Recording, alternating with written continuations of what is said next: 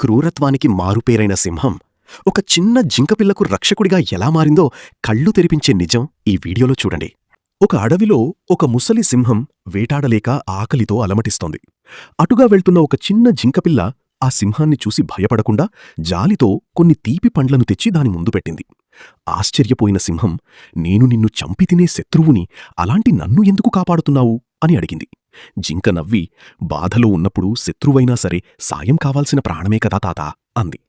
కొన్ని రోజుల తర్వాత వేటగాళ్లు ఆ జింకపిల్లను ఇనుపవలలో బంధించారు.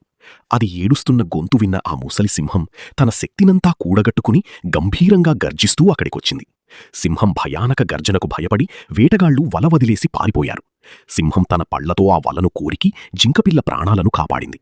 ఆ రోజు నుండి ఆ క్రూరమైన సింహం అడవిలో ఆ చిన్న జింకపిల్లకు రక్షకుడిగా మారింది.